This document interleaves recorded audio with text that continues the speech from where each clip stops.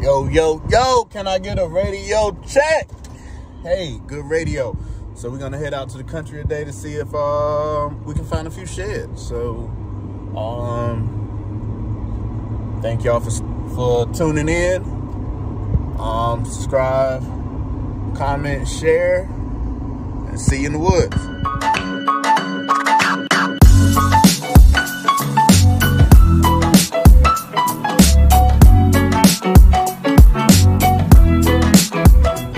Back. So we out here shed hunting today. All right, for everybody that does not know what shed hunting is, every year bucks, they shed their antlers. Shedding means they fall off. Oh, shedding means they fall off like kids' teeth fall out, but they do it every year. All right, so some people have dogs that help them find them, and usually, if you just, when you walk the edge of the fields, walk through the woods, sometimes you get lucky. Now it's easier for me to find sheds when there's not any snow, because you can look out in the fields in the evening when the sun's going down, and the shed will be white, like where you have all that brown right there. You'll see glistening white, so you'll know that's a shed. So you want to find deer trails and tracks and just kind of follow them like ways through here. You want to look through the trees, through the bushes, because sometimes they'll get hung up on there, and that's how they end up being pulled off. All right, and then, like I said, it's a natural thing, and they grow back the next year. So let's see what we're gonna find.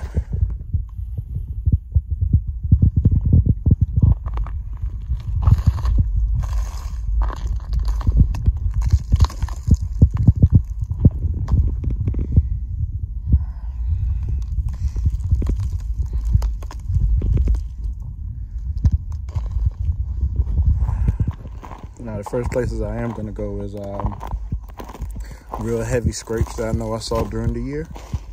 I'm going to go to those first and around those to see if get lucky in those areas where they may have still been rubbing their antlers on the tree and maybe making them fall off. So it's nice out here, though. Tracks all up through here. Now, this is what I was saying about this tree right here. Like, I know that all that you can see right there, now they're still scraping here, and it must have come down through there.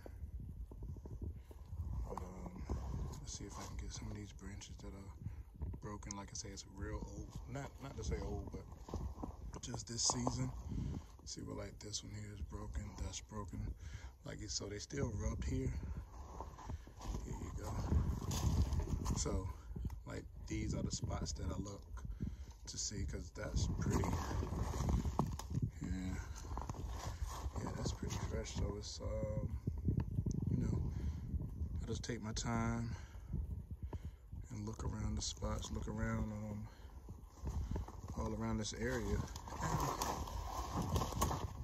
And they pretty much stick out. Like, you can kind of walk by them, but for the most part they're bone, and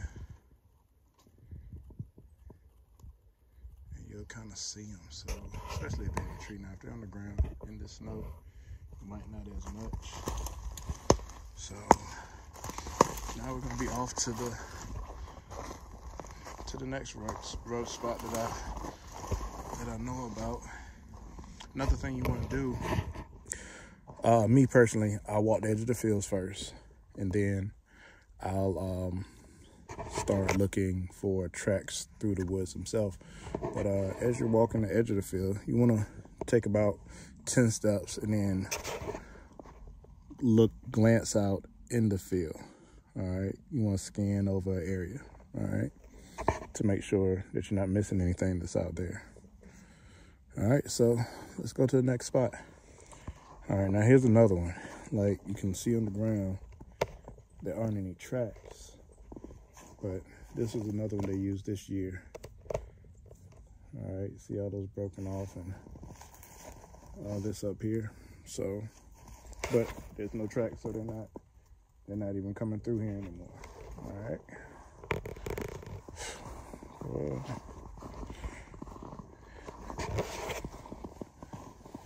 yeah. And I might be out here a little late. It snowed today's Sunday. It snowed like Friday.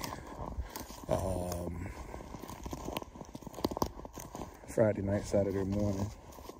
And it wasn't as much as I should have came out here the weekend before, where it snowed a little bit more because it's easier to check their patterns and see exactly how they're moving around, because it's easier to see the tracks in the snow. And since it is cold and all that stuff, and they're gonna want to get to the food as fast as possible, so they're not gonna go the around the way ways of getting to where their food is. So that's a good way of finding highly trafficked areas. All right, so taking a couple of steps, and now we're gonna gaze over the field. And like I said, you're looking for bright and white. I know that sounds crazy being that it snowed, so like I said, that's what makes it a little bit more difficult to find them in the find sheds in the snow, well, as far as in the fields.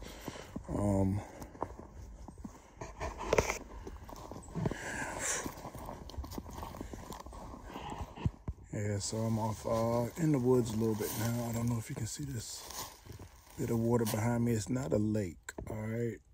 It's just where this is dumb, where the water settles. So when we have a year with a lot of rain and a lot of precipitation, it settles right here.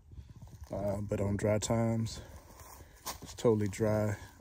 It's not even really that deep. It's probably maybe a foot in certain spots. But yeah, so this is it's a real good spot. I put climbers up through these trees and catch them coming through here. But yeah, I was just glancing over here to see if I could find anything.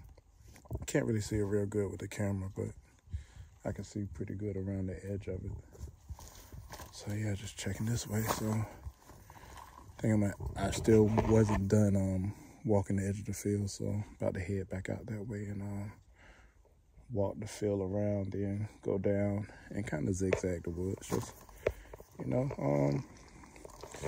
there's really no exact science to it. Just like hunting, you don't know what you're gonna get. All right. So I want to talk real quick about why people shed. I'm gonna talk about why I shed hunt. Okay, number one, to get out of the house and get outside. All right. Yeah, that's the main reason. Just to little bobcat tracks. Yeah, these here. Anyway, stuff like that. Also, to see what kind of bucks in the area. You know, where they're here now, will they still be here later? Maybe not. But they came here once, they might come here again. So it lets me know who's still alive and who ain't. This property I hunt on, I have a hunting club that hunts with dogs on both sides. So a lot of times, you know, deer just use this as a travel through to get where they're going. All right, so Like I said, so the deer kind of, you know, people say deer stay within 1-2 miles or whatever. Those are non-pressure kind of deer. So where I'm at, they get a little bit more pressure on them. So where that buck moves, yeah, he might come back, you know, later, but then again, he might not. So things are always changing. That's all I'm saying. So, yeah, so like I say, number 2 is to see who's still out there, you know, because as we know, all of them didn't make it.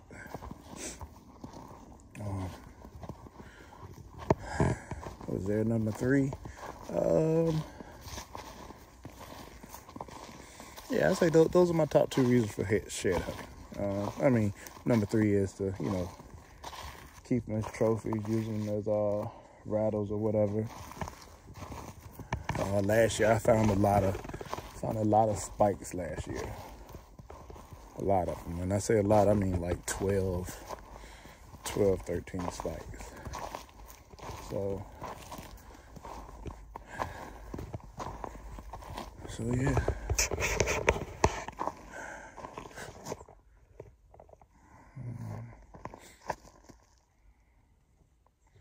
Like I say, take a couple feet, stop, glance over, see what you got. All right, so here's another spot. It's a older, I don't know if you can see that on the ground, but another older rubber spot. Yeah, tightening things up. Yeah, that was pretty old, so they haven't come back through here yet. But again, yeah. Like I said, I just take my time and look around this area, nice and slow. I start by looking up in the trees where they come through, like they come through here, and looking all up under branches and right down by them. So. What up, real quick, funny hunting story. Property that I still hunt on, you know, bow hunting, all that shit. Where I have a tree stand right here, that's about 10 feet away, maybe 10 feet away. All right. There's a fire ditch running around there and up through here, and it's kind of the property line. Now, I've done my scouting. Deer travel in between from here, there, all the way through here, up to the field. So, I have my shit facing this way. Some new person decides that he got permission to hunt the land across the way. And what does he do? He puts a post-it sign right there. So that's about, I say it's about 20 yards away from my stand. Comes out. So yeah, I have a tree stand right here. There's a fire ditch that runs behind the property. It's kind of like the property line. I've probably been hunting out here since I was a kid, 8, 9. So we've always hunted the same area and all that stuff. So and I've done my research on the deer. They come down through here and straight down here and head out that way to the field.